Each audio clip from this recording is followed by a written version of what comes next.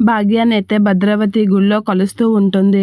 మీ అమ్మాయినైనా రామరాజు పెద్ద కొడుకు ఇస్తున్నారు అనైతే అంటూ ఉంటుంది. ఆ మాటలకి భాగ్యం అయితే భద్రావతి వైపు అయితే చూస్తూ ఉంటుంది. ఇక భద్రావతి అయితే వాళ్ళ చిన్న కొడుకు చేసుకునేది ప్రేమ పెళ్లి కాదు, మోసపూరితమైన పెళ్లి.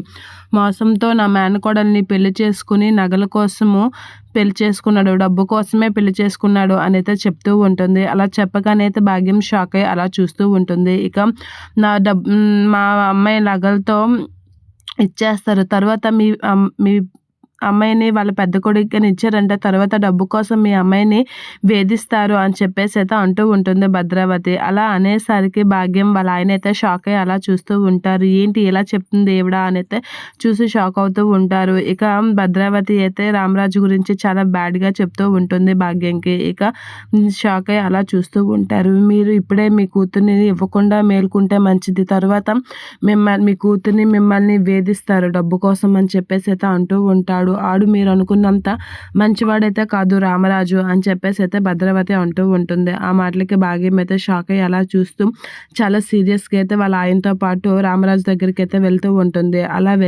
వెళ్తూ ప్రేమ అయితే ప్రేమ వాళ్ళ అన్ని చెప్పిన మాటలకి ఏం చేయాలో తెలియక ఆలోచిస్తూ ఒక దగ్గర కూర్చుని బాధపడుతూ ఉంటుంది. ఇక ధీరజ్ అయితే జాబ్ ట్రయల్స్ చేస్తూ విసిగిపోతూ ఉంటాడు.